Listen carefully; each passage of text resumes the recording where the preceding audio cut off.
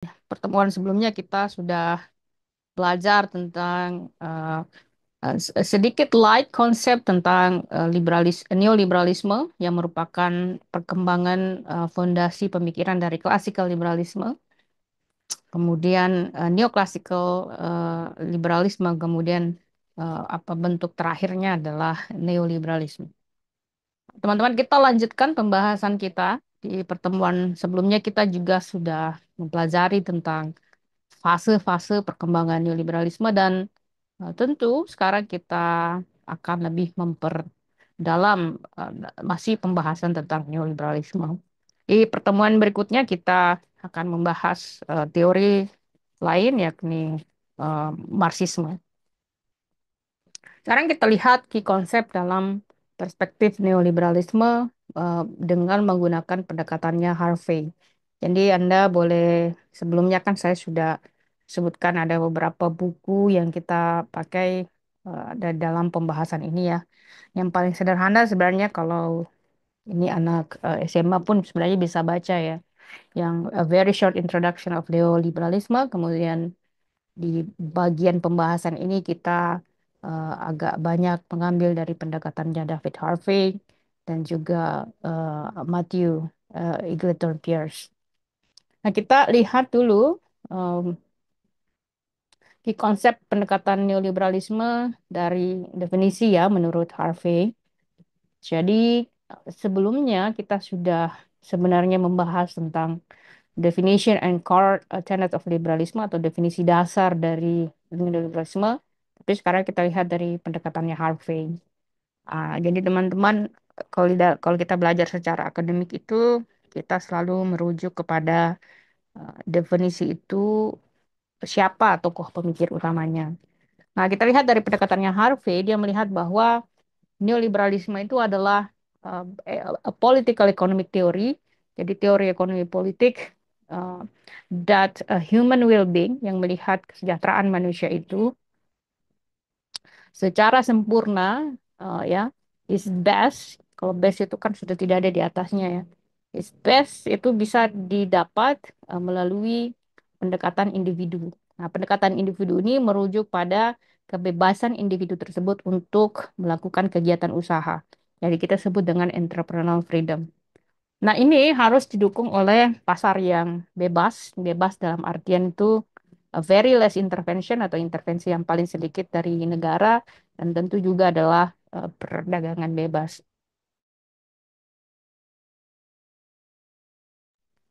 Nah, ada nilai-nilai dasar dalam neoliberalisme yang sangat penting menurut pendekatannya Harvey. Pertama adalah tentu kebebasan individu, kemudian entrepreneurship. Entrepreneurship ini jadi dikembalikan kepada individu tersebut ya ketika dia ingin berusaha. Jadi tidak boleh dilakukan pembatasan oleh negara. Jadi jika dia menjadi misalnya nih ya, yang cukup berat sekarang itu adalah ketika UMKM itu mungkin secara sederhananya saya berikan contoh, misalnya kalau eh, pembuatan bikin usaha di Indonesia dengan bikin usaha di Inggris itu secara proses itu berbeda ya teman-teman. Misalnya kalau di sini tuh Anda pengen jual bakso misalnya hari ini, Anda tinggal beli bahannya, terus bikin, terus jualan gitu. Tidak ada prosedur yang teman-teman harus ikuti secara state prosedur ya, atau prosedur negara secara administratif. Kecuali misalnya badan usaha itu atau usaha yang dilakukan itu sudah mencapai besaran tertentu. Jadi kalau sifatnya masih mikro, mikro itu dalam artian eh, budgetnya masih di bawah 2 juta, ya, eh, maka secara prosedural itu hampir tidak ada ya teman-teman. Berbeda kalau misalnya teman-teman di Inggris misalnya pengen membuka usaha, dan saya Anda mau jualan bakso misalnya di Inggris. Jadi itu tidak segampang yang kita lakukan di sini. Dalam artian kalau pengen membuat makanan itu harus dicek dulu oleh pemerintah apakah bahannya itu safe sesuai dengan standar kesehatan, kemudian tempat masaknya itu apakah bersih. jam yang diperlakukan bagi pekerja, apakah sudah sesuai dan sebagainya. Jadi kalau kita bicara prinsip neoliberalisme dalam tatanan ekonomi yang sangat apa namanya itu mikro, ya, UMKM kelas mikro ini yang paling kecil tuh, maka sebenarnya di Indonesia itu lebih tinggi sifat neoliberalismenya dibandingkan dengan negara-negara seperti Inggris bahkan Amerika sekalipun. Kemudian core value yang kedua adalah market exchange atau pertukaran dalam pasar. Dia melihat bahwa pertukaran pasar ini atau interaksi antara pelaku pasar as an ethical ideal. Jadi proses transaksi yang paling etis di dalam prinsip neoliberalisme itu adalah prinsip transaksi antara pelaku pasar. Nah, siapa yang disebut dengan pelaku pasar di sini? Ya tentu ada konsumen ya, kemudian ada intermediary supplier dan tentu juga ada seller di sini. Nah, ketika terjadi proses, misalnya Anda mau beli tomat di pasar, itu kan terjadi yang disebut dengan proses negosiasi harga. Kalau penjualnya misalnya mau menjual tomat harganya 10.000 per kilo, Anda tidak sepakat, maka Anda bisa bargain atau minta penurunan harga. Nah, menurut dia adalah proses pertukaran ini adalah proses yang paling etis. Kenapa paling etis? Karena sesuai dengan kesepakatan dari penjual dan pembeli. Kemudian core value yang ketiga adalah kompetisi dan pilihan konsumen. Nah, kenapa harus terjadi kompetisi? Kompetisi itu akan menghasilkan dua hal ya, teman-teman. Pertama, eh, banyak produk yang tersedia. Jadi kalau kompetisi itu banyak pemainnya, tentu banyak pilihan produknya. Kemudian yang kedua yang dihasilkan oleh kompetisi itu adalah karena saking banyak pemainnya, kualitasnya tentu akan jauh lebih bagus.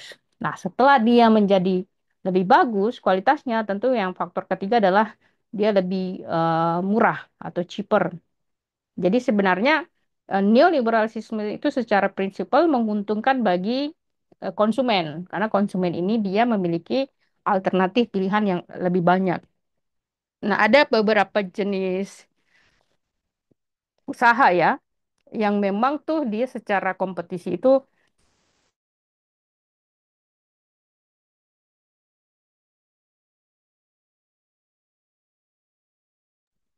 Jadi secara kompetisi dia sangat terbatas. Kenapa sangat terbatas? Karena memang untuk memasuki sektor bisnis itu dibutuhkan modal yang besar. Apa contoh modal yang besar? Seperti misalnya industri transportasi ya, terutama kayak pesawat terbang ya, airplane, kemudian kereta dan sebagainya.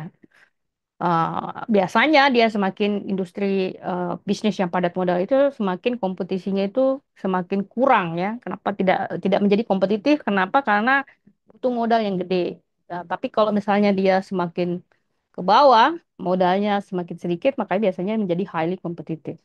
Nah, jadi kita sering mendengarkan momok ya bahwa neoliberalisme itu merusak perekonomian. Kita sering mendengarkan juga mungkin ada di berita atau di debat-debat yang ada di YouTube dan televisi bahwa neoliberalisme itu merusak eh, perekonomian negara. Nah, sebenarnya esensi dari neoliberalisme ini kalau kita lihat secara prinsipalnya itu sangat bagus. Kenapa sangat bagus? Karena tadi ya, Anda bebas, individu itu bebas, dia bisa berusaha. Kemudian kedua, etika yang paling ideal itu adalah etika pertukaran antar pelaku pasar. Kemudian yang ketiga adalah ada kompetisi dan dengan kompetisi itu menghasilkan pilihan yang banyak bagi konsumen. Secara prinsipil is very good. Yang menjadi kekurangan dari neoliberalisme ini, teman-teman, mungkin Anda bisa lihat di sektor garmen kita sekarang. Jadi eh, neoliberalisme itu baru akan dia bagus berlaku di suatu negara itu jika ya negara itu memiliki kemampuan untuk membangun perekonomian mereka secara mandiri. Eh, Contoh misalnya teman-teman, jika kita membuka pasar kita, Indonesia, let's say membuka pasar. Kalau kita lihat di sektor garmen itu kan mau tidak mau kita harus mengakui bahwa banyaknya PHK yang terjadi di negara kita itu yang baru-baru kita sering lihat ya termasuk Sritex itu memang dia adalah multi layer permasalahan. Masuk semuanya seperti nilai buruh yang mahal, kurangnya demand, kemudian overstocking ketika sebelum COVID itu dia produksi banyak tapi ketika COVID kemudian pembelian menjadi demand menurun, tentu dia akan menyebabkan dampak yang domino efek yang besar. Tetapi dalam satu sisi yang juga menyebabkan tadi ya kurangnya demand, kemudian gaji yang tinggi, serta yang faktor ketiga ini adalah memang secara bahan baku ya bahan baku yang paling berkualitas baik itu dari segi kain atau benangnya itu memang produksi yang paling besarnya itu dari Cina yang secara kain ya. Jadi Indonesia itu kalau dari sektor garmen itu kebanyakan hanya menjadi tempat untuk eh, dijahit saja barangnya baru kemudian dikemas kembali diekspor ke Amerika dan diekspor ke Eropa. Nah, dia menjadi tidak kompetitif. Jadi kalau tekanan pasarnya dibuka terus-menerus nih pasarnya kita buka. Anda mungkin kalau ke Tanah Abang atau ke belanja online ya, most likely kain yang kita beli, yang kita pakai itu dibuat dari Cina.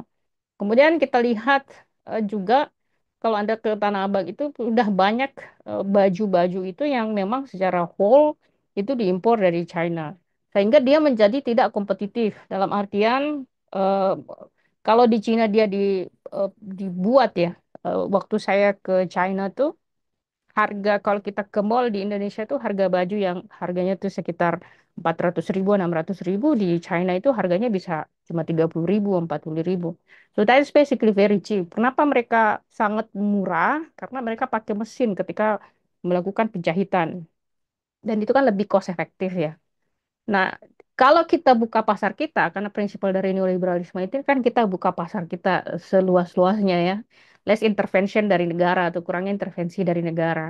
Kalau kita nggak siap, ya itu yang akan terjadi.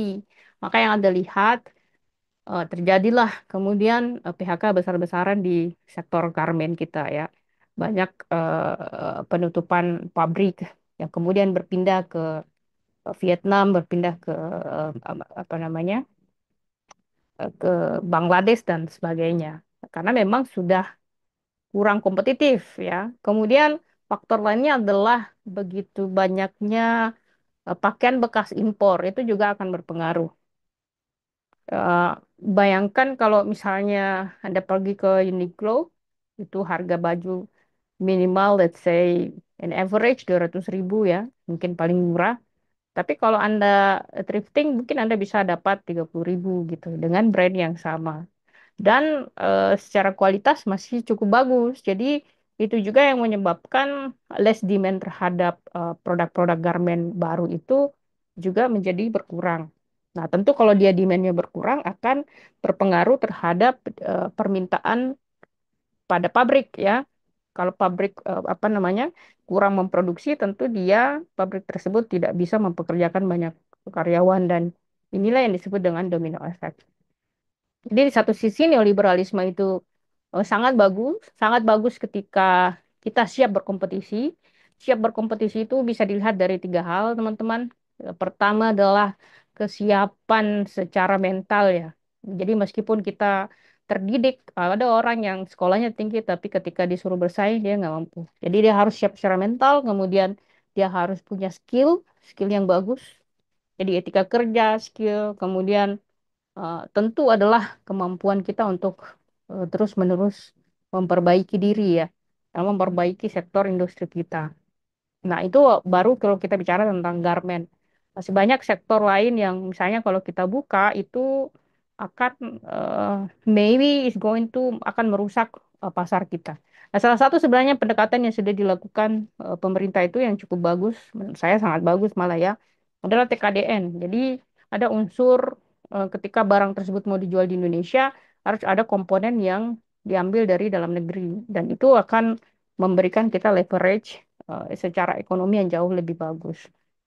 Jadi saya berpendapat bahwa neoliberalisme itu pada dasarnya is not a bad, secara konsep bukan hal yang buruk ya. Menurut saya sangat bagus. Tapi tentu kembali lagi pada kita gitu. Kalau sedikit-sedikit kita tidak mampu bersaing, kemudian pengusaha kita mencari jalan yang apa namanya shortcut ya, tentu itu akan berdampak pada ekonomi kita. Kemudian kita lihat peran dari negara. Jadi kalau kita lihat secara prinsipal dalam neoliberalisme, peran negara itu hanya dibatasi menjadi empat ya, empat aspek. Pertama adalah melindungi hak kebebasan kita untuk memiliki properti, kemudian menjaga kestabilan moneter dalam artian nilai tukar rupiah itu harus bisa stabil ya.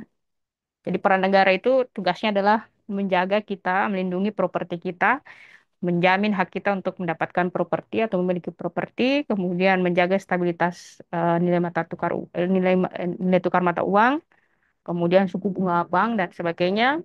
Kemudian memastikan bahwa pasar itu bisa berjalan.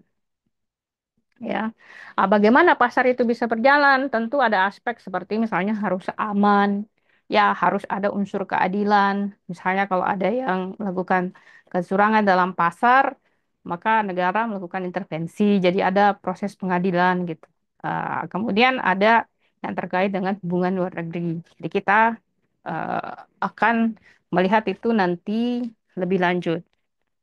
Kemudian yang berikutnya yang keempat adalah menciptakan pasar where they don't exist. Jadi menciptakan pasar yang pasar itu nggak ada. Apa artinya menciptakan pasar yang sebenarnya pasar itu nggak ada?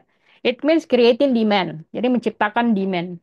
Nah, kapan kita menciptakan demand, teman-teman? Jadi nggak ada produknya, tapi nanti kita bisa ciptakan demand-nya. Permintaannya nanti akan ada. Seperti contoh kita hypothetically ya, misalnya di Papua gitu. Papua ini kan secara keseluruhan penduduknya kecil. Jadi satu pulau besar itu penduduknya hanya sekitar 4 juta lebih.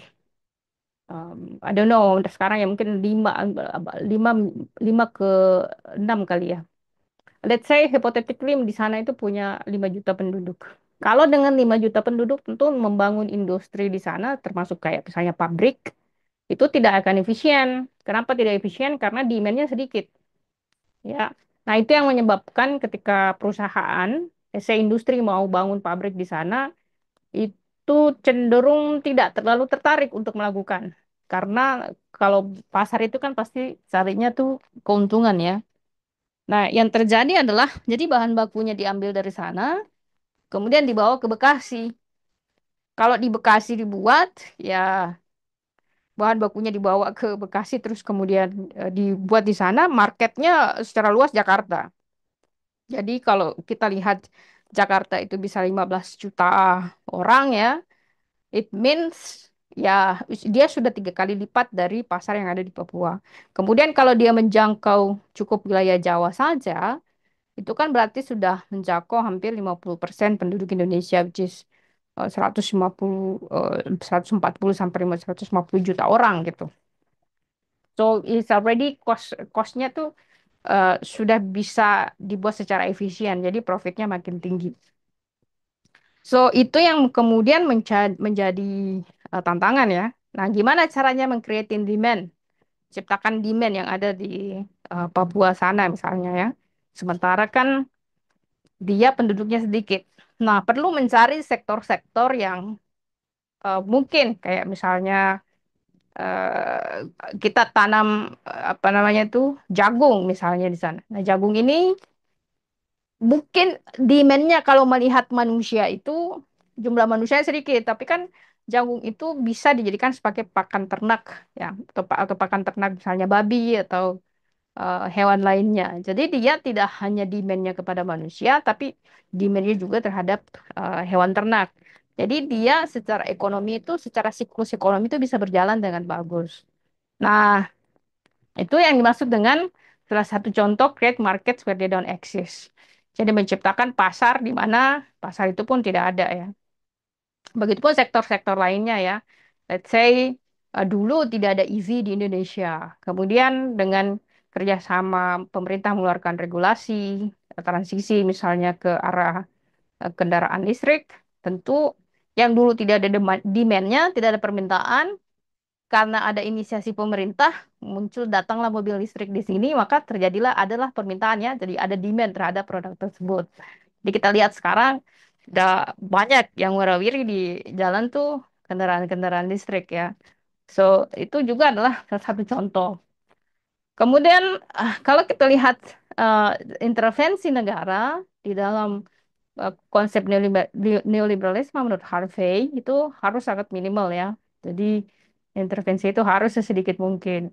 Kemudian limited to maintaining market condition. Jadi dibatasi itu hanya untuk menjaga kondisi pasar ini baik gitu. Yang tadi ya, cara menjaga kondisi pasar itu baik adalah aman ya, harus stabil. Kemudian harus ada lembaga peradilan ya. Kemudian harus ada jaminan hak kita dijamin oleh negara.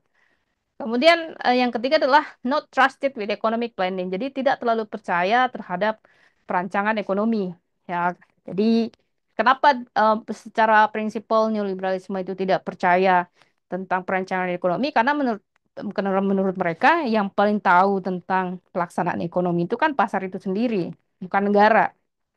Jadi kalau contohnya eh, pembuatan RPJMN dan RPJP kalau dalam perspektif neoliberalisme itu adalah hal yang tidak penting atau tidak usah dilakukan. Nah, itu salah satunya ya. Jadi itulah teman-teman kenapa di Amerika itu tidak ada yang disebut dengan perancangan ekonomi jangka panjang. Itu tidak ada. Yang ada adalah visi misi presiden. Kalau kita kan ada di Bappenas itu ya kita buat yang disebut dengan RPJMN dan RPJP. Jadi ada rancangan pembangunan jangka menengah, ada yang disebut dengan rencana pembangunan jangka panjang. Di Cina pun ada model seperti itu sama. Jadi semua negara yang mengadopsi not fully on market centered atau pendekatan pasar itu pasti punya yang disebut dengan perencanaan ekonomi. Kemudian kita lihat dari segi pasar ya, atau market. Jadi dia melihat bahwa pasar ini adalah solusi universal. Jadi kalau ada misalnya hal yang muncul apa namanya permasalahan di pasar ya, seperti misalnya barang itu nggak ada, barang itu terlalu mahal, scarcity atau too expensive ya, atau terlalu murah. Kalau menurut mereka ya biarin aja, karena barang yang mahal itu eventually dia akan turun sendiri harganya tanpa harus diintervensi. Kenapa dia bilang bahwa kenapa ketika harga misalnya ya kita lihat kalau kita paham secara grafnya ketika harga barang itu tinggi atau naik, menurut mereka nggak usah diintervensi kan eventually dia akan turun. Jadi kalau secara sederhana teman-teman kalau harga barang itu tinggi ya, itu kan berarti kan orang tidak akan membeli barang itu ya. Jadi penjualan kan menurun tuh. Jadi harga barang eh, tinggi orang nggak akan beli karena dia nggak beli barang. Jadi masyarakat sudah starting not to buy the product, yang terjadi adalah ini penjual ini secara alamiah nanti akan menurunkan harga. Dia turunkan sedikit-sedikit supaya orang yang ini tuh kembali membeli produk tersebut. Jadi secara alamiah dia juga akan eh, turun. Nah, nanti kalau misalnya dia turun, turun, turun terus, orang mulai belanja kembali, dia akan naik lagi dan begitu pun seterusnya cycle-nya. Jadi kita mengenal yang disebut dengan bisnis cycle. Jadi bisnis itu tidak pernah, kalau kita lihat secara graf, bisnis itu bentuknya flat. Tidak. Jadi bisnis itu dia punya cycling, dalam artian dia punya cycling naik, dia punya cycling turun, kemudian naik lagi, kemudian turun lagi, dan sebagainya ya. Nah, nanti kita akan sebenarnya kalau Anda belajar mengambil mata kuliah State Market Society, kita akan belajar tentang market cycle tersebut. Jadi di dalam pasar itu tidak ada pasar yang trajektorinya itu selalu naik, teman-teman. Pasti ada fase di mana turun, secara alamiahnya memang begitu, kemudian naik lagi, turun lagi, kemudian naik lagi. Nah, ada juga pasar yang secara teoretikal dia naik, tapi dia tidak bisa turun. Dia turun terus, dia naik, kemudian dia turun, kemudian dia negatif, dan biasanya kalau dia tidak bisa naik kembali, maka di sini dia akan mengalami yang disebut dengan kebangkrutan. Kemudian kita lihat yang kedua, pasar itu tidak hanya diaplikasikan terhadap pasar yang kita anggap sederhana ya, tapi semua sektor, termasuk misalnya pendidikan. Nah, gimana caranya neoliberalisme dalam sektor pendidikan, teman-teman? Artinya, menurut pendekatan neoliberalisme itu, pemerintah tidak usah menyediakan eh, sekolah pemerintah, ya, sekolah negeri itu nggak usah. Tapi menurut mereka, yang harus dilakukan pemerintah itu adalah memastikan bahwa semua orang ini tuh bisa sekolah. So, ensuring orang bisa sekolah, bukan menyediakan sekolahnya. Jadi, instead kita ada SD negeri, kemudian SMP negeri, sebaiknya diswastakan aja. Begitupun universitas. Mereka lebih suka kalau dia modelnya private, bukan milik negara atau public university. Ya, teman-teman lihat di Amerika Serikat itu, sebagai contoh yang paling signifikan ya, Amerika Serikat itu top-top university adalah punya swasta. Kayak Harvard University itu swasta, majority, you name it ya, MIT itu swasta, Cornell swasta, eh, NYU swasta, Columbia swasta. So, majority itu private, pemiliknya itu swasta bukan eh, negara yang punya. Jadi mereka memperlihatkan bahwa ketika universitas itu dikelola oleh private jauh lebih bagus.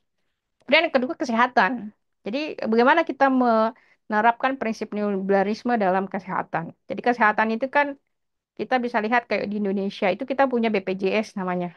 Dalam artian beban kesehatan orang yang tidak mampu itu ditanggung sama orang yang mampu. Ya, eh, gimana caranya? Ya, kalau di Amerika Serikat itu mereka tidak menyukai ide tersebut. Kenapa mereka tidak sepakat dengan ide tersebut? Karena mereka secara sederhana berpikir bahwa ya yang sakit kan Anda, tugas Anda menjaga kesehatan. Jadi bukan tanggungan saya untuk menjaga kesehatan Anda. That's your responsibility. Jadi kenapa saya harus bayar pajak? Kemudian Anda yang menikmatinya gitu. Saya menjaga kesehatan, tapi uang pajak saya digunakan untuk eh, menjaga misalnya ketika Anda membayar ketika Anda sakit. Jadi itu salah satu contohnya. Kemudian di Indonesia tentu berbeda ya. Kita punya BPJS, jadi seharusnya pengkategorian BPJS itu kalau mau bagus harus betul-betul diseleksi dengan baik. Contoh misalnya yang dibayarkan oleh yang ditanggung oleh BPJS itu adalah orang yang harusnya smoke free atau tidak pernah merokok atau bebas merokok atau berhenti merokok. Orang yang mampu menjaga berat badan begitu. Jadi dengan begitu akan lebih fair ya, karena kalau misalnya rokok kemudian negara menanggung kesehatannya, itu kan kasihan bagi orang-orang yang menjaga kesehatan dan pembayar pajak. Karena uang pajaknya dia itu pasti akan dipakai untuk eh, orang-orang yang tidak memiliki tanggung jawab yang benar terhadap kesehatan mereka. Kemudian welfare kesejahteraan. Jadi kalau kita bicara misalnya pembayar pajak paling besar di Indonesia itu adalah orang-orang yang tinggal di Pulau Jawa. Karena memang secara proporsi orangnya lebih banyak. Tapi let's say Jawa adalah pembayar pajak lebih besar, partikular di Jakarta ya. Kemudian hasil pajak tersebut dipakai untuk membangun jalan di Papua, maka ini yang disebut dengan asas keseimbangan. Menurut mereka, welfare itu, neoliberalisme itu, yang bisa mensejahterakan masyarakat itu adalah pasar, jadi bukan negara. Itu juga kalau kita tarik secara prinsipal, ya, yang memberikan lapangan pekerjaan atau membuka lapangan pekerjaan itu, menurut neoliberalisme itu bukan negara tapi pasar. Jadi kalau kita lihat negara-negara yang maju itu, ketika dia lulus S1 itu, niatnya itu bukan bekerja untuk jadi PNS, tapi niat untuk bekerja di sektor swasta. Negara-negara yang justru kalau misalnya di Singapura, kemudian di Korea Selatan, di Jepang, itu jarang sekali orang mau kerja jadi PNS karena gajinya itu kecil, ya. Paling itu semua pengen masuk ke perusahaan besar karena gajinya gede. Nah, kemudian relationship bahkan hubungan ya. Ini kita bicara tentang perspektif liberal dalam artian sejauh mana sih negara mencampuri misalnya hak eh, pilihan pribadi kita. Sama seperti misalnya Anda mau menikah, negara menentukan Anda hanya bisa menikah dengan agama tertentu misalnya, atau umur tertentu dan sebagainya. Dia melihat bahwa bahkan pasar ini dalam relationship pun juga ya, di mata kuliah State Market Society itu kita belajar tentang bagaimana kita mempelajari rasionalisasi dalam love market atau pasar percintaan. Nah, itu pun bisa kita lihat dalam pakai teori ekonomi untuk melihatnya. Kemudian berikutnya adalah use of force atau penggunaan kekuatan atau kekuasaan, teman-teman. Jadi, dalam perspektif neoliberalisme, negara itu boleh menggunakan paksaan, boleh memaksa negara tersebut, baik itu secara hukum, menggunakan polisi atau militer, supaya tadi ini maintaining market friendly order, supaya market itu tuh berjalan secara teratur, ya. Jadi nggak ada penjahat, nggak ada teroris, ya, aman dan sebagainya. Jadi kalau misalnya ada yang melakukan kecurangan, maka itu tugas negara untuk mengadili hal tersebut. Kemudian yang terakhir adalah ethical framing. Jadi bagaimana perilaku pasar ini tidak hanya praktikal tapi juga dimoralisasikan, ya, memiliki prinsip moral. Dan melihat bahwa this is the right way for society to function. Jadi perilaku pasar ini menurut mereka tidak hanya praktis tapi juga dimoralisasikan karena melihat itu sebagai satu-satunya jalan yang paling tepat untuk membuat masyarakat itu bisa berjalan. Ya, jadi inilah key konsep dalam perspektif neoliberalisme, terutama menurut pandangannya Harvey. Ya, nah, teman-teman, apakah ada yang ingin bertanya di sini? Silahkan.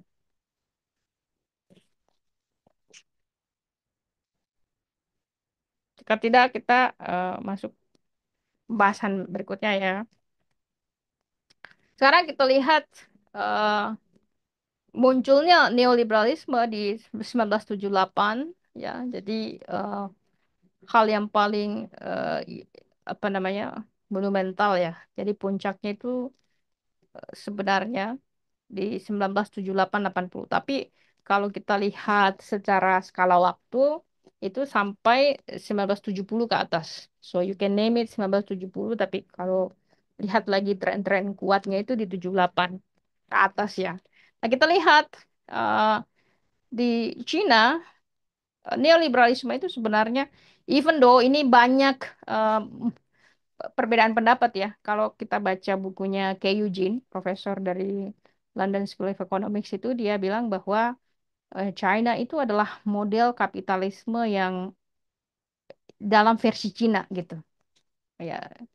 Jadi kalau kita lihat ada negara-negara yang seperti Cina pun dia menerapkan prinsip neoliberalisme di dalam pasarnya mereka, ya. Nah, kita lihat seperti misalnya ketika Deng Xiaoping, ya, yang juga penerus Mao Zedong itu memperkenalkan yang disebut dengan reformasi pasar. Jadi Cina itu sebelum 1970 itu miskin sekali, miskin. Mereka tuh angka kemiskinannya luar biasa. Dan kalau kita lihat sejarah Cina itu terjadi kelaparan yang luar biasa ya. Dan itu dijadikan sebagai tragedi paling menyedihkan dalam sejarah Cina tuh ketika banyak sekali orang yang mati karena kelaparan. Tetapi ketika dia kemudian membuka pasarnya, ya, membuka pasarnya kepada investasi luar, kemudian membiarkan adanya perusahaan swasta, karena dulu tuh tidak ada perusahaan swasta di sana. Itu juga sebabnya, teman-teman, kalau kita lihat imigrasi orang Tionghoa ke Indonesia itu, salah satu faktornya itu adalah karena di Indonesia itu Anda boleh membuka usaha. Kalau di Cina itu nggak bisa. Jadi Anda bisa buka perusahaan di sini, di Cina nggak bisa. Itu sebabnya orang-orang kaya yang tuh punya dulu modal di sana tuh, dia tuh pindahnya ke negara-negara Southeast Asia. Ya, pindahlah ke Indonesia, Malaysia, Singapura, karena mereka pengen lebih berkembang ekonominya. Nah, baru kemudian setelah pemerintah Cina ini sadar nih bahwa kalau dia pakai pendekatan,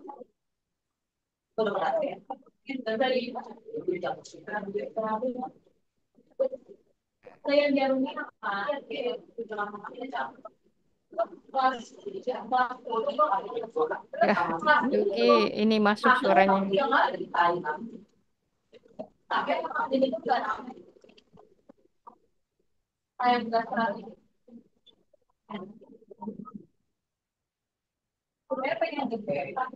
Nugi bisa matikan mikrofonnya. Saya nggak bisa matikan mikrofonnya Nugi di sini.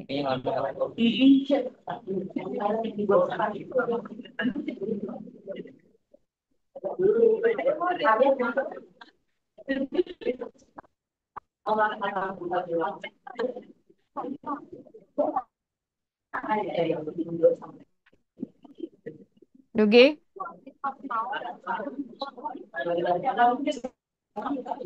Nugi,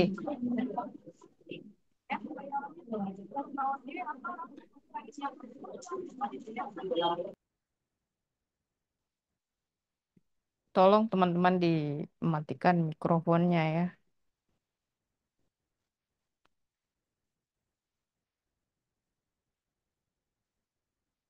Baik, kita kembali ya membahas tadi. Jadi nanti setelah kemudian Cina itu dia buka pasarnya, baru kemudian perekonomian mereka itu menjadi sangat pesat.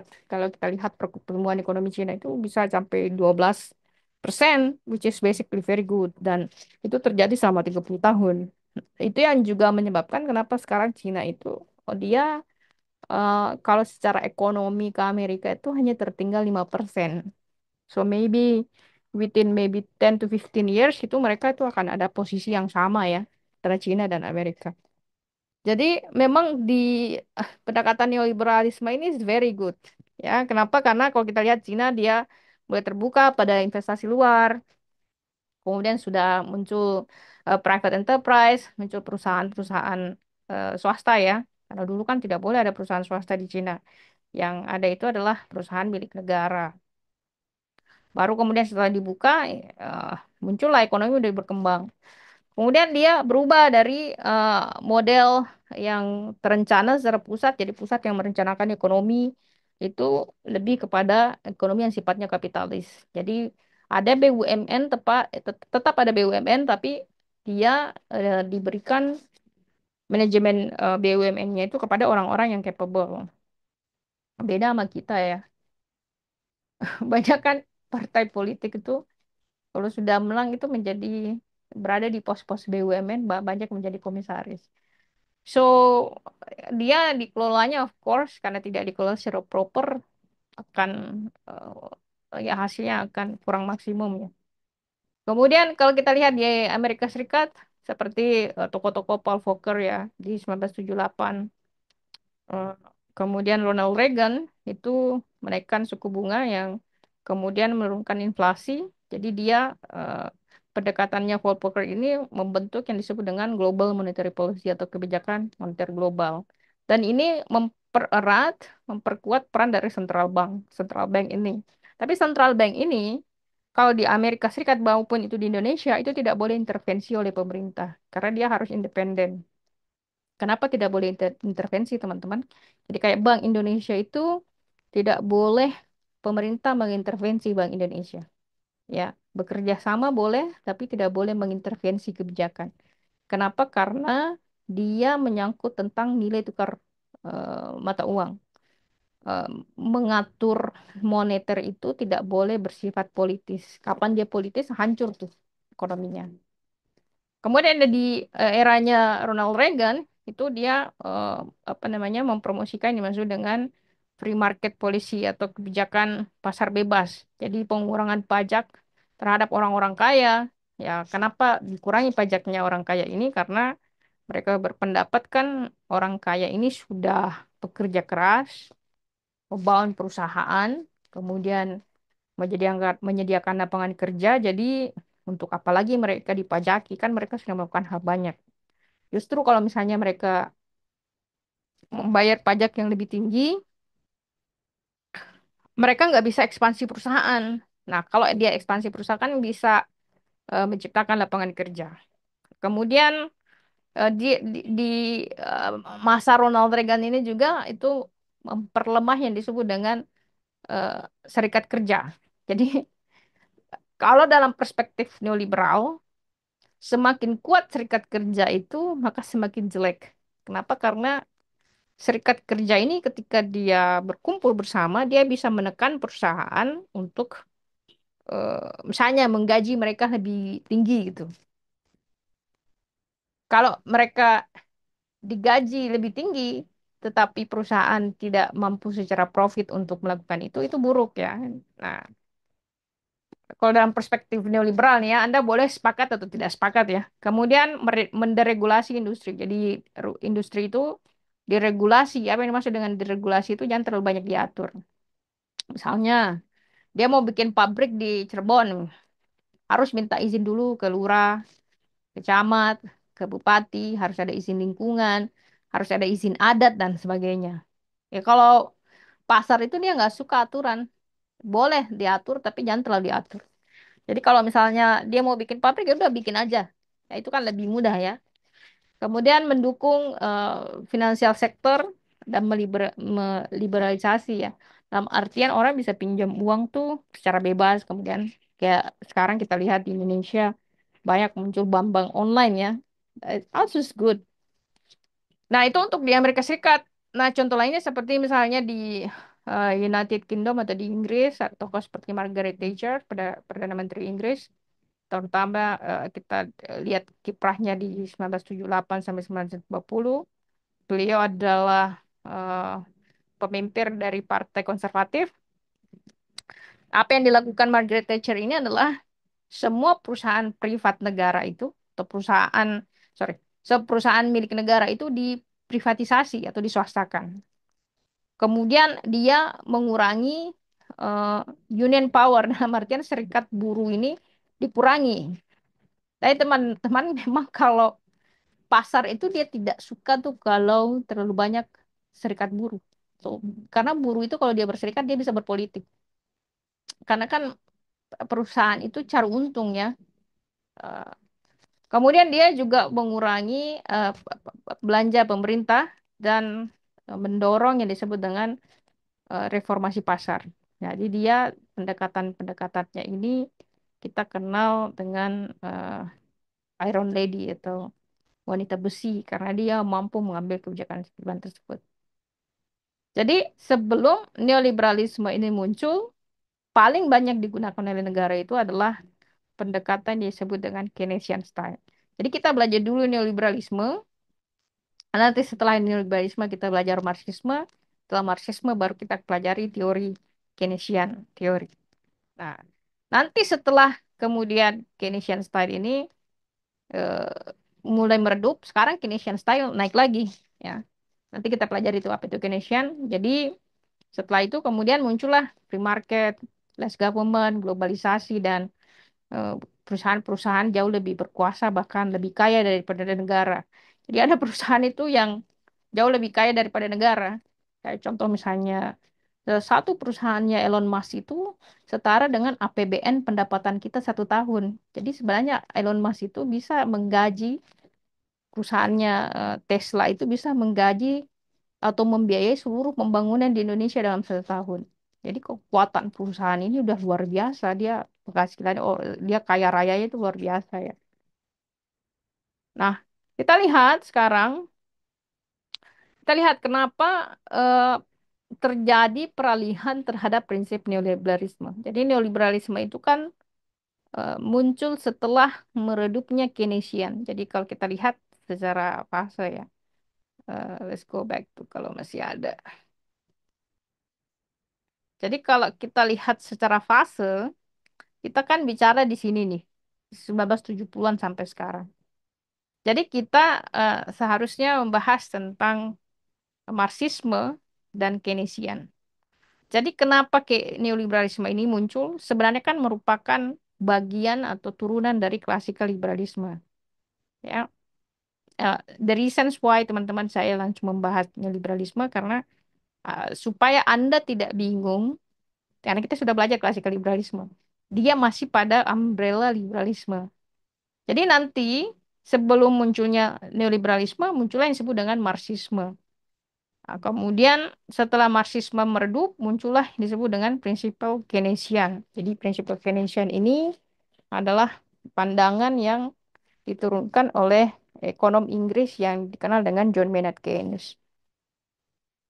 Nah, kita lihat kenapa neoliberalisme ini muncul menggantikan pemahaman Keynesian dan Marxisme.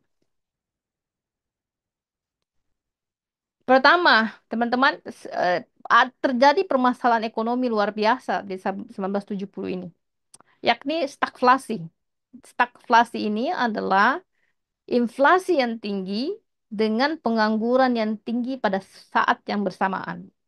Biasanya kan inflasi itu, eh, kalau inflasi tinggi, ya pengangguran rendah. Ya, harusnya rumusnya begitu ya. Atau misalnya pengangguran tinggi, inflasi rendah. Ini dia berada pada fase yang disebut dengan stagflation. Jadi inflasinya tinggi, penganggurannya tinggi. Kita kalau logikakan kenapa eh, inflasi tinggi, pengangguran rendah, karena kan kalau inflasi tinggi itu disebabkan karena begitu banyaknya uang yang beredar. Biasanya yang menyebabkan banyaknya uang yang beredar itu adalah masyarakat itu punya kemampuan untuk belanja. Kalau dia belanja, dia punya uang, dia belanja kan berarti banyak uang yang beredar ya. Ah, setiap orang kalau punya uang bisa belanja, berarti kan harga barang jadi naik. Kalau harga barangnya naik, permintaan tinggi kan perusahaan bisa memproduksi banyak barang. Kalau perusahaan bisa memproduksi banyak barangnya, otomatis itu orang bisa bekerja. Jadi penganggurannya akan menurun. Inflasinya tinggi. Lagi logikanya seperti itu. Nah, ini agak berbeda. Jadi dia inflasinya tinggi, penganggurannya tinggi pada waktu yang bersamaan. Nah, Keynesian ini dia nggak bisa mengatasi permasalahan-permasalahan ini. Ya, jadi kalau kata Keynesian itu, kalau terjadi permasalahan dalam ekonomi, menurut perspektif Keynesian, pemerintah itu harus belanja. Jadi yang kayak misalnya kita punya APBN ya, kementerian itu dia harus banyak melakukan belanja. Apakah dia bangun infrastruktur, melakukan pengadaan barang dan jasa. Kita lihat kayak kemarin pengetatan kementerian tuh anggaran eh, yang biasanya apa namanya instansi pemerintah itu melakukan rapat di hotel. Setelah diefisiensikan kan mereka nggak melakukan itu ya. Apa dampaknya? Jadi kayak hotel-hotel yang dulunya disewa oleh pemerintah untuk apa namanya meeting di hotel itu menjadi kurang pendapatannya. Anda mungkin berpikir bahwa bukannya itu pemborosan. Nah, kalau kita bisa dikatakan pemborosan, tapi di satu sisi juga kita bisa mengatakan tidak ya. Kenapa tidak? Karena kan itu ekonomi cycling. Dalam artian pemerintah ini kalau dia melakukan rapat di hotel, hotelnya kan punya pendapatan ya. Jadi kalau hotel punya pendapatan berarti dia bisa menggaji karyawan. Berarti orang bisa bekerja. Kalau orang bisa bekerja berarti dia bisa belanja dan itulah cyclingnya yang terjadi. Nah, jadi tapi permasalahan pada saat itu pendekatan Keynesian ini nggak bisa mengatasi ini. Kemudian terjadi yang disebut dengan krisis fiskal. Jadi apa yang dimaksud dengan krisis fiskal? Pemerintah itu membelanjakan begitu banyak uang sehingga dia belanja belanja terus kemudian tidak ada uangnya. Sama kalau kita negara kita kalau kita bangun terus bangun infrastruktur atau bangun apapun itu tapi ternyata kita nggak punya uang di end of the day habis itu akan jadi masalah fiskal atau masalah kita pendapatannya kurang ya. Kemudian terjadinya krisis akumulasi modal. Jadi bisnis sudah tidak menghasilkan keuntungan dan investasi itu menjadi menurun. Ya, Eh, kenapa tidak menghasilkan keuntungan? Karena tadi nih dia inflasi tinggi. Inflasi tinggi itu kan orang nggak mau belanja. Nah, kemudian sudah orang nggak mau belanja, pengangguran tinggi. Jadi harga barang tinggi, ya banyak menganggur. Jadi bayangkan kalau sekarang ya, bayangkan kalau banyak orang yang nggak kerja, tapi harga barang makin mahal. Itu kan masalah tuh. Masalahnya tidak hanya pada konsumen, tapi masalah besarnya pada pemilik perusahaan. Karena dia udah nggak bisa untung, karena orang nggak mau belanja, ya. Kemudian muncullah rising labor power. Muncullah kekuatan-kekuatan kerja. Kenapa tadi muncul kekuatan kerja itu? Karena tadi pengangguran banyak, ya, harga barang mahal, perusahaan melakukan PHK, sehingga muncullah mereka semangat kebersamaan ya untuk meminta hak yang lebih banyak.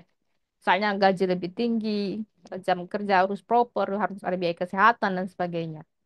Uh, Kemudian eh, dia melihat, jadi eh, labor ini atau tenaga kerja ini melihat bahwa pemilik perusahaan itu adalah apa namanya abusing them atau menggunakan mereka tidak sesuai dengan sepantasnya. Dan ini menyebabkan pemilik-pemilik perusahaan itu yang kita masuk ke dalam kategori elit, orang-orang kaya yang juga memiliki kedekatan dengan pemerintah itu merasa terancam. Jadi orang kaya dan powerful ini pengen mengambil kontrol terhadap ekonomi. Jadi perusahaan ini yang kemudian meminta kepada pemerintah supaya itu tuh yang apa namanya eh, karyawan-karyawan yang berkumpul kemudian memprotes, bubarkan dong gitu.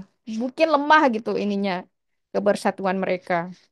Jadi mereka pengen ya udahlah, nggak usah labornya yang berkuasa, nggak usah pemerintahnya yang berkuasa, pasar aja yang kemudian kembali eh, apa namanya mengatur pasar tersebut. Jadi orang kaya dan powerful ini berusaha untuk mengambil kontrol kembali terhadap ekonomi. Dan ini menyebabkan terjadinya pelemahan terhadap labor atau tenaga kerja atau eh, perhimpunan tenaga kerja dan berkurangnya kekuasaan negara. Jadi dia lebih pengen market itu yang berkuasa.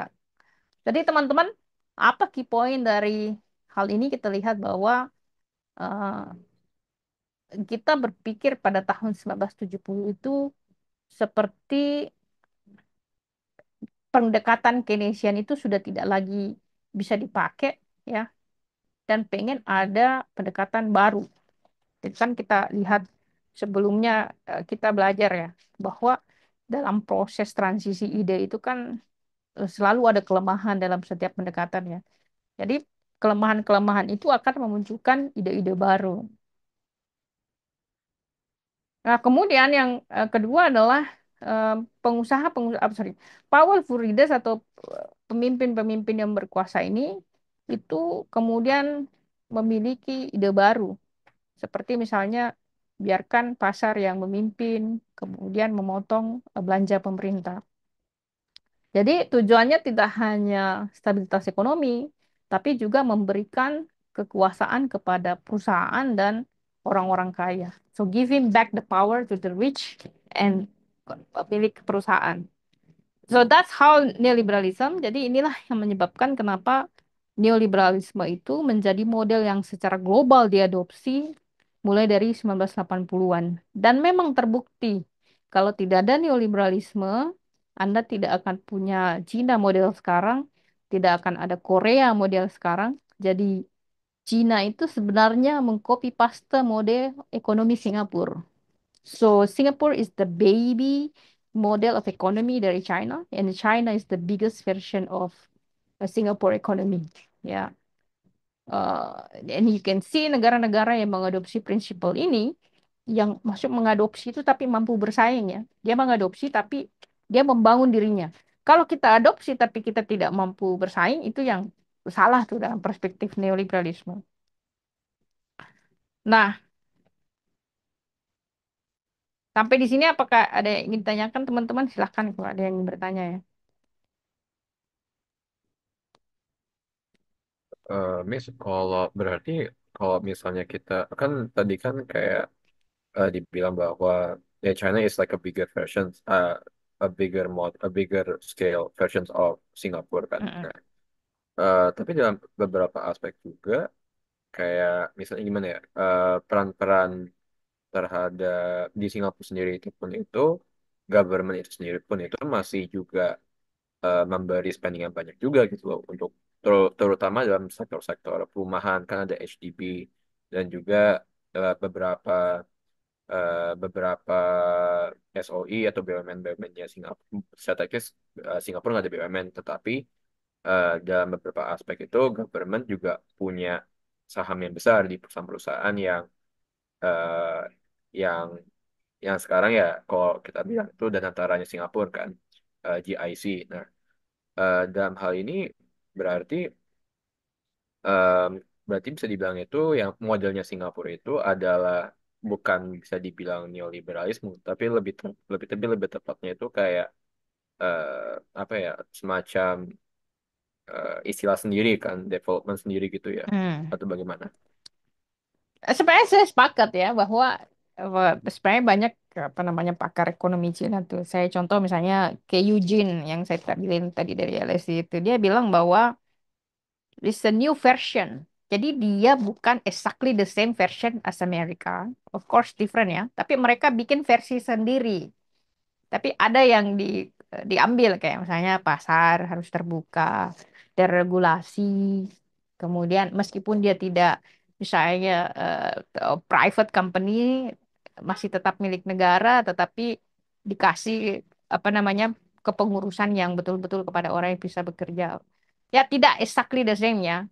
Itu yang disebut ke Eugene itu adalah the new model of capitalism. Capitalism ala China, the capitalism ala Singapore is the different one. Second, of course, the nature dari China and Singapore is different. Kenapa nature-nya berbeda? Kondisi geografis ya. Singapore is very small country. Dia punya limit, land-nya itu terbatas. Jadi ownership terhadap land itu pasti akan berbeda model ownership-nya dengan China. Kalau di apa namanya di Singapura itu hak milik tanah itu semua tanah yang dimiliki negara. Yang ada itu adalah hak guna. Jadi boleh digunakan, tidak boleh dimiliki. Why? Because tanahnya terbatas. Kalau di Cina, ada beberapa wilayah tuh yang terutama di wilayah-wilayah yang tidak terlalu ramai ya. Kalau kota itu beda lagi prinsipalnya. Misalnya kayak di Beijing atau di Shanghai, you only able to have like hak guna bangunan, tidak ada hak hak milik tanah gitu. Ya tanah dimiliki negara, Anda boleh sewa. Kalau di wilayah lain ada yang karena dia tidak terlalu ramai, Anda boleh punya ownership atau kepemilikan terhadap tanah. Jadi kalau kita bilang isi exactly neoliberal, of course not. Apakah dia mimicking? Yes, for sure, yes. Ada beberapa prinsipal yang tadi sudah kita bahas itu mimicking dengan dia. So every country has their own version. Tidak semuanya sama. Kenapa kita membahas neoliberalisme ini dalam perspektif uh, terutama benchmarknya ke Amerika dan Inggris karena mayoritas pemikir kan dari sana ya. Coba kalau kita ada Indonesia juga yang tulis tentang itu, mungkin kita juga bahas neoliberalisme versi Indonesia. That's a good question. Ada lagi? Silahkan. Bu, mungkin saya mau nanya tadi yang soal Ibu kan bilang kata Indonesia, jadi Indonesia bukan neoliberalisme ya Bu tadi, Kan, kalau kita kan ekonomi Pancasila ya. ekonomi Pancasila. So, kita secara ideologi itu nggak bisa neoliberal. Tapi pada prinsipnya, menurut saya ada sektor yang sangat liberal. Menurut saya ya. Kalau umbrella kita tanya nih, filosofi ekonomi kita itu adalah ekonomi Pancasila. Jadi kalau di apa namanya kan ada namanya bumi tanah air dikuasai oleh negara dan digunakan sebesar-besarnya untuk kesejahteraan rakyat kan. Artinya ada BUMN kepemilikan oleh negara ya. Jadi it's not really like neoliberal. Cuma ada beberapa sektor yang very neoliberal. Kayak contoh misalnya yang pasarnya itu dibuka luar biasa tuh tanpa adanya misalnya kebijakan untuk jangan dong diimpor. Ada beberapa as a simple fact aja teman-teman. Coba Anda belanja di supermarket atau apa. Cek aja barang itu buatan dari mana. Kalau dia majority itu buatan dari Cina berarti sektor itu atau industri itu very neoliberal. Sangat neoliberal dia, sangat dibuka pasarnya luar biasa. Kayak tadi saya contoh misalnya garment ya. Tentu ada sektor yang eh, kontras dari neoliberal. Apa tuh? Kayak misalnya nikel. Nikel kan nggak boleh diekspor raw-nya ya, harus diolah dulu. Tapi itu pun diolahnya masih tahapan keempat. Jadi belum dia jadi baterai. Ya, jadi memang ada prosesnya. Not entirely mungkin jawaban saya sederhana, secara filosofis kita ekonomi Pancasila, tapi ada secara sektoral atau bahasanya itu secara industri, ada industri yang menurut saya itu very neoliberal. Ya, I don't know, what do you think? Itu menurut pandangan saya ya. What do you think?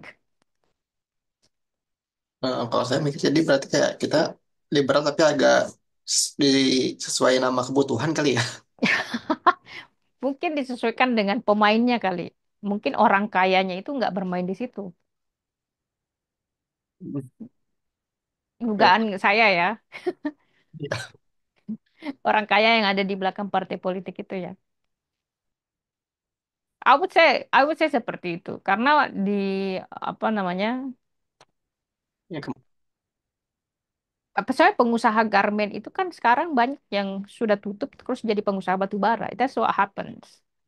Ya, jadi eh, ada beberapa sektor ketika dia sudah sangat dibuka kemudian hancur, pengusahanya itu dia beralih ke sektor lain. Itu I think one of the issue. Ada juga beberapa nggak usah jauh-jauh teman. It's very easy like apa makanan yang paling banyak Anda konsumsi tapi bukan dari Indonesia. Itu kan marketnya sudah sangat liberal sebenarnya. Apa contohnya? Sederhana, tempe, kedelai. Kedelai itu kan majority konsumsi kita kita impor. Almost like 80% itu kita impor dari luar. Kita itu bukan eh kita itu bagi kedelai itu dia butuh 14 jam cahaya matahari, sementara kita kan 12 jam. Jadi kalau dia hanya 12 jam, pasti dia tidak akan sempurna pertumbuhannya. Kemudian kedua adalah lahan kita kan terbatas. Eh, Kita pakai lahan itu majority untuk tanam padi. Jadi kalau kita sudah pakai lahan itu untuk menanam kedelai, artinya produksi padi kita akan menurun. Kalau menurun, harga beras akan naik kan. Jadi kita korbankan kedelai untuk beras, artinya kita impor. Kalau kita impor, ini open market, semua bisa masuk. Nah itu sudah menjadi very neoliberal. Ya, sudah nggak ada lagi batasan. Siapapun misalnya mau impor, berapapun mau diimpor ya boleh. That's become very, karena itu memang dibutuhkan. Itu salah satu contoh. Kemudian contoh lain banyak ya, kayak saya gula. Gula pun itu majority kita sudah impor. Eh, yang paling parah adalah bahan baku obat. Jadi kayak paracetamol itu bahan bakunya itu kita impor dari India. Jadi satu sektor itu yang beberapa tuh menjadi very neoliberal. Tapi ada juga sektor yang very protektif. Kayak misalnya beras itu protektif. Nggak boleh sembarang impor beras. Dijaga betul supaya eh, apa namanya harga beras domestik kita tetap naik. Meskipun diimpor juga kalau nggak cukup. Kemudian ya, apa sektor-sektor yang vital ya, kayak misalnya tadi nikel itu nggak boleh. Emas juga nggak boleh. Ya, so menurut saya sektoral, ya, secara prinsipalnya. Ada lagi teman-teman? Oh ya, Miss, mungkin terakhir saya. Kira-kira ada nggak sih kayak case atau kasus di mana eh, satu kondisi ekonomi negara itu kayak terlalu bergantung gitu kepada market terhadap corporations, eh, tapi pada saat corporationnya itu kayak udah gagal, eh, dan itu mengakibatkan ya dapat makroekonomi secara besar gitu. Jadi mau nggak mau itu ya negara itu harus masuk gitu, intervensi ke stabilitas market tersebut, market dari korporasi tersebut biar kondisi makroekonomi jadi lebih membaik gitu. Kira-kira ada nggak sih kayak casesnya? Ada Amerika Serikat. Amerika Serikat itu kalau kita ada dua negara yang paling besar tuh kontribusi dari sektor marketnya yang sangat besar, Amerika Serikat dan Korea Selatan ya. That's typically based on GDP aja, Samsung aja itu kontributor to GDP-nya 20 sampai 30%. Jadi satu perusahaan aja itu seperempat pendapatannya itu adalah seperempat pendapatan negara. Jadi bayangkan kalau Samsung itu bangkrut, ya it's going to be masalah besar itu buat Korea Selatan. Let's go to Amerika. Jadi di Amerika itu kan sudah terjadi krisis berulang-ulang ya.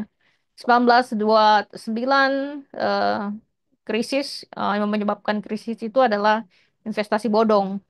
Banyak tuh kita menyebutnya itu the Great Depression.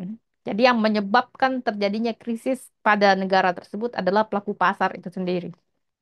Kemudian di tahun Anda mungkin masih ingat zaman Obama memperbaiki perekonomian itu krisis housing bubble housing crisis 2008 2008 ya. Itu saya ingat sekali waktu saya ya, di Inggris. Pengalaman saya adalah yang krisis besar itu di Amerika. Tapi kan bank-bank Amerika ini dia berinvestasi di banyak negara, termasuk salah satu di Inggris.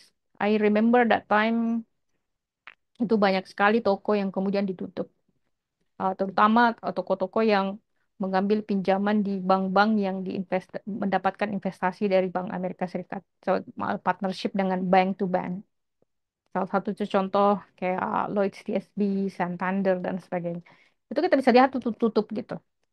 So, apa yang dilakukan pemerintah pada saat itu adalah memberikan talangan. Jadi perusahaan-perusahaan yang besar, Citibank, eh, kemudian saya lupa nama banknya itu, mendapatkan talangan sangat besar oleh pemerintah supaya banknya nggak kolaps.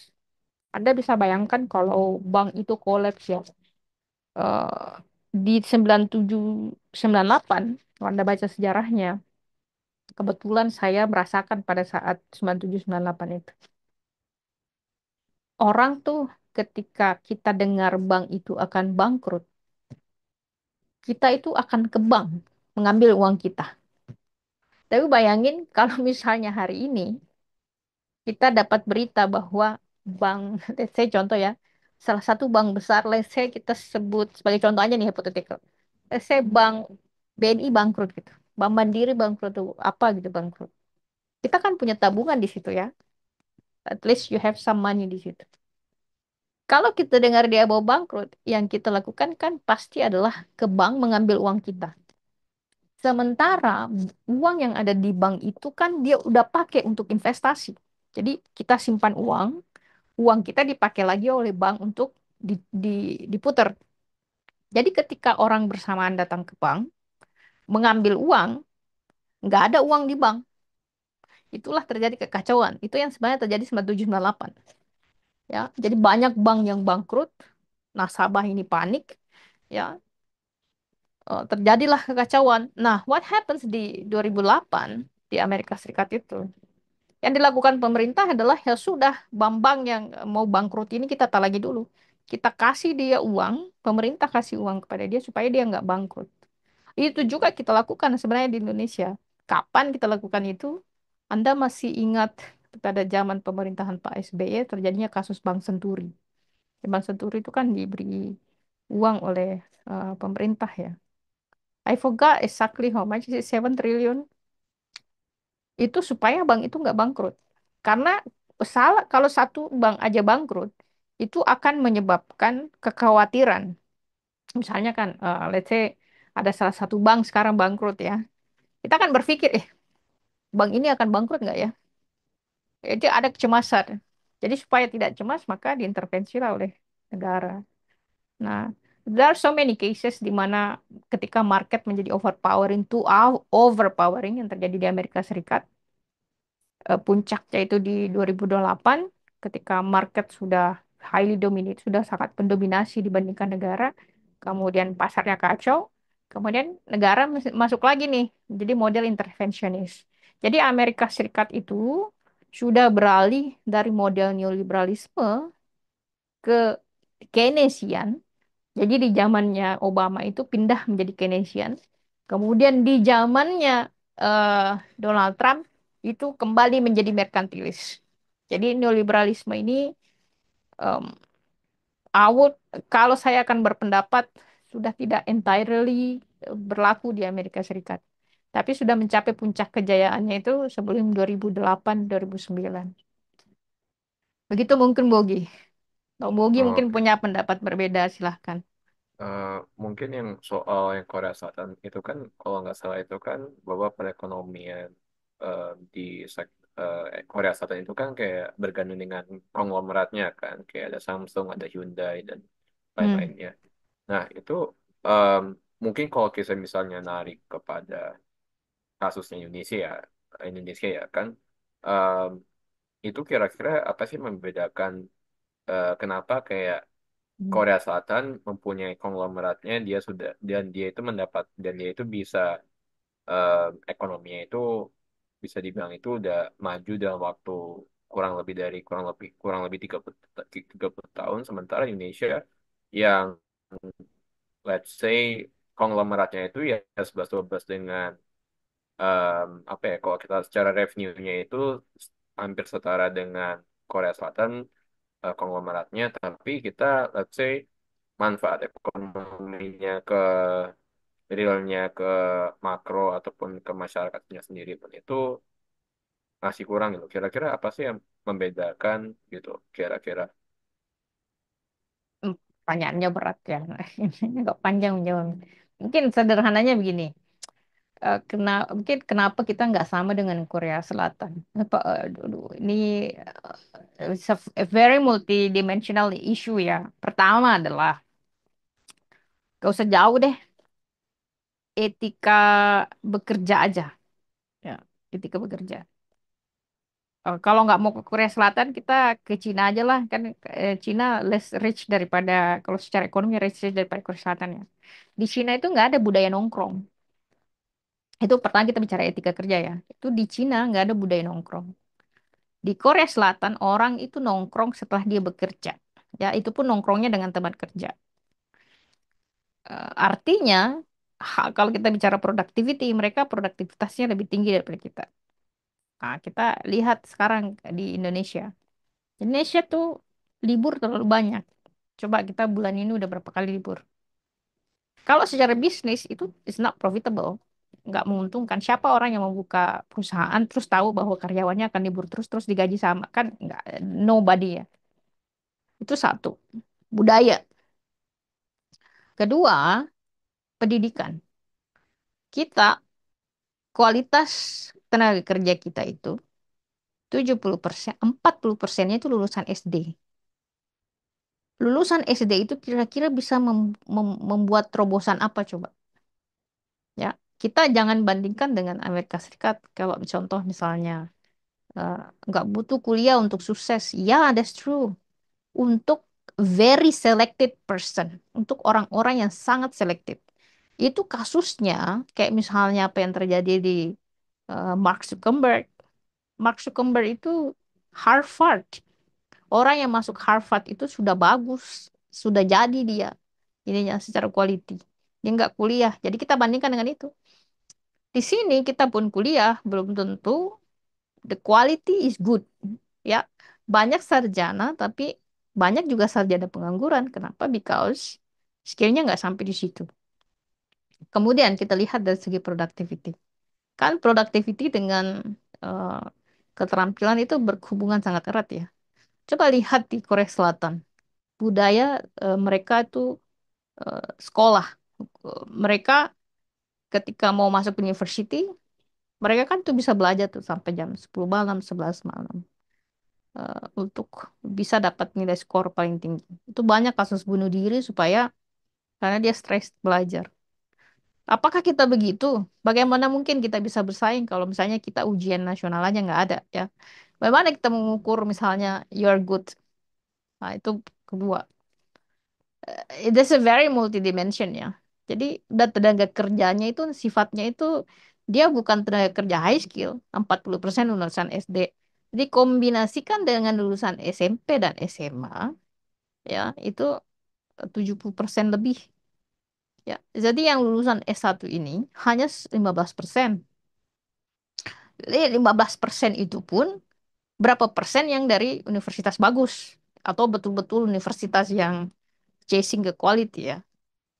Ada banyak universitas yang ada di kabupaten itu yang nggak jelas universitasnya. Juga kalau dia lulus juga disebut dengan lulusan S1. Berbeda, kita punya universitas itu jauh lebih banyak daripada universitas di Korea Selatan dan China. But the quality is different. Jadi kualitas sumber daya manusianya udah jauh. Nah, kalau kita kualitas sumber dayanya jauh, tidak berkualitas, berarti kan pendapatan kita pasti jelek. Kalau pendapatan kita jelek, ya, atau gaji kita sedikit, kan kita nggak bisa belanja. Kalau kita nggak bisa belanja, ngapain bikin industri yang mahal, bikin industri elektronik, kalau marketnya nggak ada? Ya kan secara nature itu, makanya di Indonesia itu bisnis yang paling berkembang itu, coba lihat di Jakarta. Yang berkembang itu apa? Peak. Bisnis residensi, tempat tinggal. Residensi itu adalah satu-satunya bisnis yang tidak akan mati karena orang butuh tempat tinggal, ya, butuh rumah. Bisnis apa yang paling berkembang selain residensi? Makanan. Jadi segala sesuatu bisnis yang sifatnya tuh kebutuhan dasar itulah yang berkembang di kita.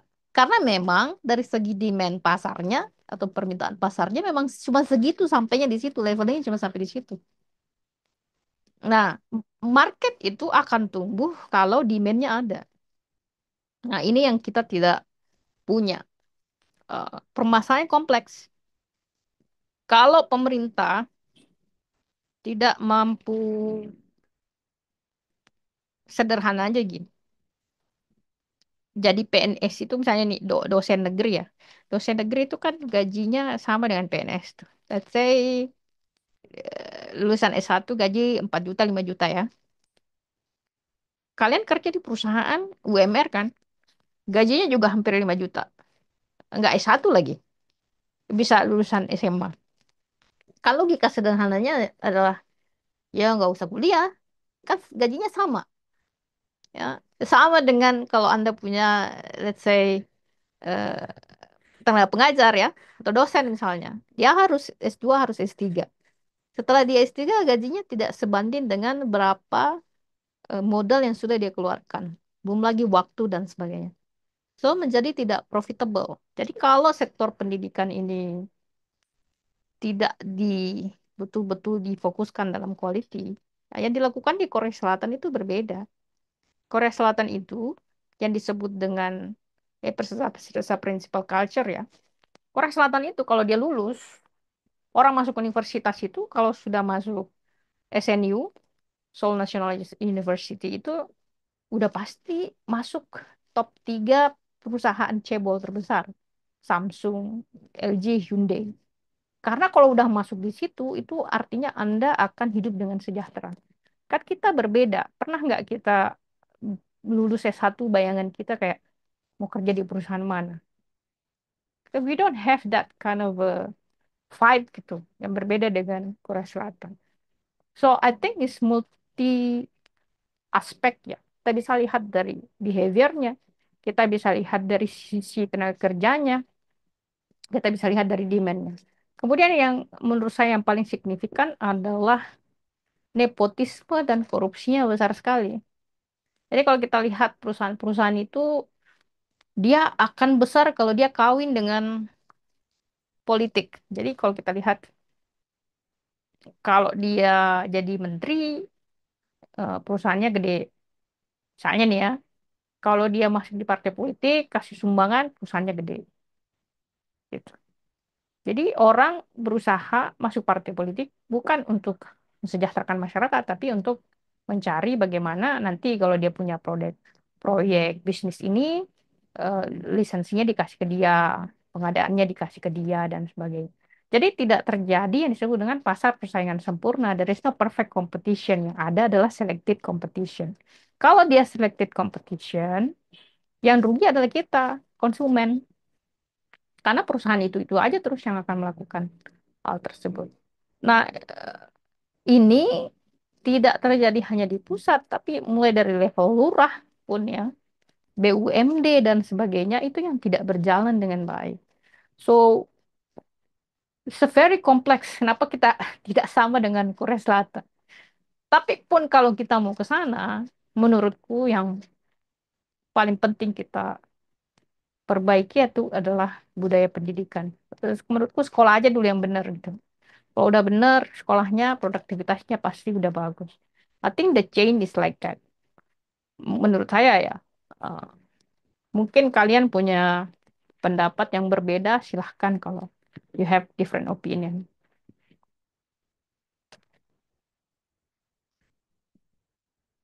Ada lagi yang lain, teman-teman?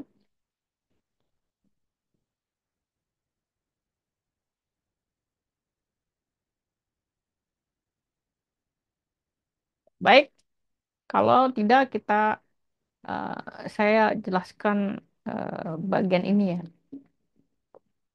Sekarang teman-teman kita lihat kenapa neoliberalisme itu menjadi salah satu apa namanya paradigma yang kita atau diterima atau bisa diterima oleh eh, banyak negara. Pertama adalah ideological influence atau pengaruh ideologi. Jadi perspektif neoliberalisme ini itu disebarkan melalui media. Jadi media ini yang mendukung eh, digaungkannya bahwa neoliberalisme itu bagus. Kenapa media? Karena media ini adalah private company, perusahaan private. Ingat tadi ya, kan inti utama dari neoliberalisme itu dia pengen kekuasaan itu ke sektor private. Kemudian perusahaan. Jadi perusahaan ini punya uang, dia bayar kepada media, dia bayar kepada pemikir-pemikir atau think tank, ya, orang-orang yang terdidik, ya, universitas, dia kasih dana penelitian, universitas funding kepada NGO, kemudian dia kasih juga dana kepada partai politik untuk mendukung ide-ide neoliberalisme ini. Jadi kemudian dia menyebabkan pemahaman neoliberalisme ini kemudian sangat berkembang. Kemudian dia mengeksploitasi ketegangan sosial. Jadi dia memframing bahwa kebebasan individu dan konsumen itu as compatible with 1968 style personal liberation. Jadi menurut dia kebebasan di tahun 1968 ini sama dengan kebebasan individu dan kebebasan konsumen. Tapi tidak sama dengan collective justice. Apa yang dimaksud dengan collective justice? But not with the collective justice. Collective justice itu adalah keadilan bersama. Jadi keadilan bersama itu, keadilan individu itu berbeda dengan keadilan bersama. Apa yang adil buat saya belum tentu adil buat Anda. Ya, misalnya saya bayar pajak, tapi Anda yang mendapat perbaikan jalan depan rumah Anda, that's not collective justice ya. Kemudian class mobilization. Jadi terjadinya mobilisasi kelas. Apa yang dimaksud dengan mobilisasi kelas? Jadi tadi orang-orang kaya ini dia membiayai think tank ya kayak CSIS. Kemudian dia melobi partai politik, pembuat kebijakan. Eh, Mereka memberikan dana besar ke Partai Republik dan kemudian dia memiliki aliansi politik dengan eh, apa namanya jemaat Kristen garis kanan ya. Karena ingat di Amerika Serikat itu pengaruh Kristen Protestan itu sangat kuat sekali. Kemudian krisis manajemen, kasusnya seperti contoh di New York NYC krisis. Jadi 1975 NYC krisis ini, kenapa New York teman-teman? Karena New York itu dia adalah pusat finansial.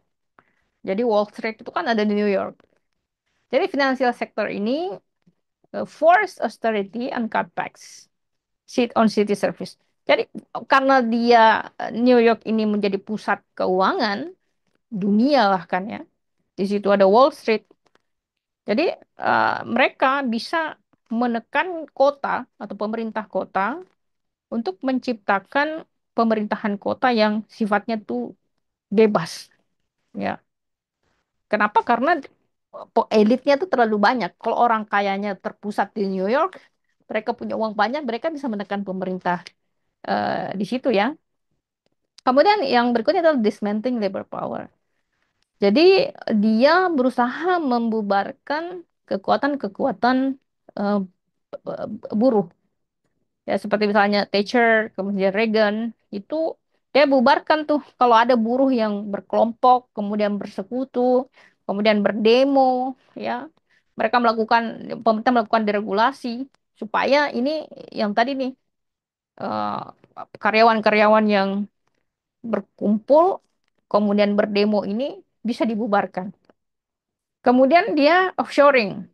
Jadi dia offshoring unemployment.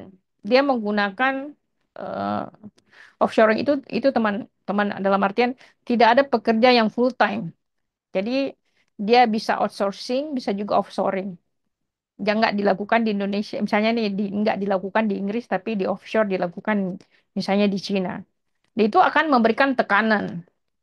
Kemudian adalah promoting home ownership. Jadi mereka mendukung eh, adanya kepemilikan terhadap rumah, ya.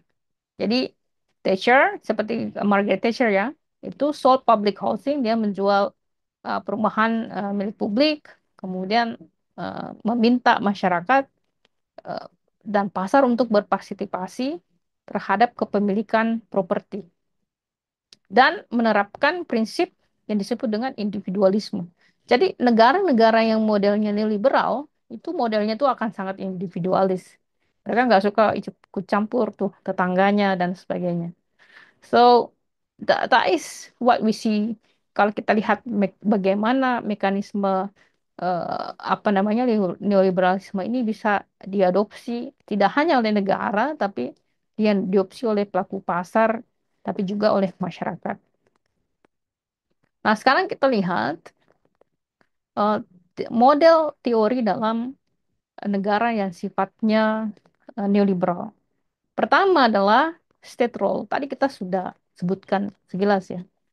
Jadi peran negara itu sangat minimal dalam ekonomi, tapi penerapan hukum itu untuk melindungi pasar, kontrak, dan private property itu harus kuat, ya. Jadi strong enforcement. Kemudian prinsipnya tadi ya kita highlight bahwa dia menggaranti kebebasan individu, eh, menjaga implementasi hukum dan tentu ada kontrak terhadap kepemilikan properti. Prioritas ekonomi di dalam negara yang sifatnya liberal itu adalah menghilangkan barrier terhadap masuknya modal dan perdagangan. Jadi ke perdagangan kalau misalnya barang ini nggak usah lah diimpor atau diekspor itu dihilangkan, diserahkan pada mekanisme pasar. Kemudian mempromosikan integrasi pasar secara global. Jadi muncullah yang disebut dengan globalisasi, muncullah disebut dengan global trade, free trade. Kemudian attitude terhadap demokrasi, di perilaku terhadap demokrasi itu pertama adalah mereka itu curiga terhadap proses demokrasi karena menurut mereka politik itu tidak beretika ya. Menurut mereka yang paling beretika itu adalah perilaku pasar. Kemudian prefer decision, mereka lebih suka keputusan yang dibuat oleh expert, bukan oleh elected official. Jadi bukan oleh politisi. Mereka juga melihat bahwa eh, lembaga-lembaga yang sentral atau dampak pengaruhnya sangat besar seperti bank sentral itu harus bebas dari pengaruh-pengaruh politik. Kemudian fokus privatisasi itu adalah nggak ada BUMN. Semua BUMN itu dijual, dijadikan perusahaan swasta. Kemudian mengencourage perusahaan swasta untuk mengambil sektor-sektor seperti pendidikan, kesehatan, dan infrastruktur. Kemudian terakhir adalah menderegulasi agenda, seperti mengurangi peraturan, terutama dalam bisnis dan keuangan untuk eh, mempromosikan disebut growth dan investasi atau pertumbuhan dan investment. Ternyata tidak ya, tadi saya highlight bahwa tidak ada perusahaan yang suka diatur. Jadi kalau perlu tidak ada aturan itu is better for the market. Nah, teman-teman, this is will be contohnya ya. Jadi bagaimana kita melihat neoliberalisme ini dalam objektivitas pemerintah. Jadi mungkin secara sederhana kita bisa melihat bahwa eh, pemerintah ini contoh misalnya nih ya, bagaimana sih kita melihat peran pemerintah? Contoh misalnya pemerintah bisa menjadi katalitik ya atau katalis. Jadi dia lebih mengarahkan aja, jangan dia yang eh, apa namanya itu mendayung ya. Dan artian tunjukin aja misalnya kita mau melakukan ini, tapi jangan Anda yang melakukan. Jadi kayak misalnya ya kontrak BPJS Indonesia BPJS kontrak dengan eh, rumah sakit, ya biarkan itu berlaku secara market mechanism. Kemudian tadi itu ya siapa sih yang harus bisa menerima BPJS tersebut? Ya jangan semua tuntutan masyarakat itu kemudian dipenuhi. Jadi ada beberapa hal yang janganlah misalnya ditanggung oleh BPJS seperti contoh misalnya ya tadi perokok dan orang yang kelebihan berat badan gitu. Karena kan itu adalah konsekuensi apa dampak dari tindakan pribadi ya. Kemudian eh, community owned government. Jadi lebih pada eh, empowering daripada serving. Kayak contoh misalnya ada masalah di daerah, siapa sih yang sebenarnya harus menyelesaikan itu? Apakah pemerintah pusat ataukah masyarakat di situ atau biarkannya pasar? Uh, Bisa juga kalau misalnya dia competitive government, kayak misalnya Transjakarta atau jalanan Transjakarta itu eh, jalanan busway itu siapa sih yang bisa menggunakan gitu? Bisa nggak misalnya ada orang kaya, contoh misalnya nih ya, itu kan didesain untuk public transportation. Bisa nggak misalnya ada orang kaya dia mau lewat jalur busway, udah bayar aja sekali lewat misalnya 1 juta gitu. Bisa nggak ada model kayak itu, mekanisme kayak begitu kan semuanya bisa kita lihat ya. Dan tentu masih banyak ya contoh-contohnya ya bagaimana kita lihat kayak contoh mungkin ya kayak dana desa. Ya, kalau dalam perspektif neoliberalisme gimana sih dana itu apakah pemerintah harus menentukan dana itu dipakai untuk apa atau biarin aja mereka menentukan sesuai dengan apa wisdom mereka dan sebagainya ya. Terus banyak hal yang bisa kita lihat sebenarnya secara eh, penerapan dalam skop mikro. Ya, ini hanyalah contoh-contoh ya teman-teman. Nanti kita sudah banyak membahasnya tadi. Mungkin saya eh, penjelasan kita untuk malam ini mungkin saya cukupkan sampai di sini. Kalau ada yang ingin diskusi silahkan bertanya ya.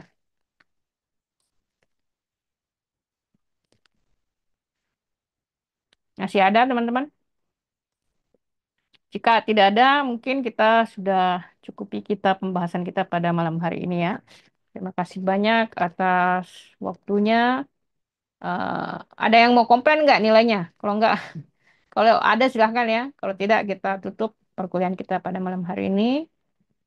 Terima kasih banyak atas waktunya. Have a very good night ya everybody. Bye. Terima kasih, Miss. Kasih, Terima Terima kasih. Miss. kasih, Mas Miss. Wis. Thank you.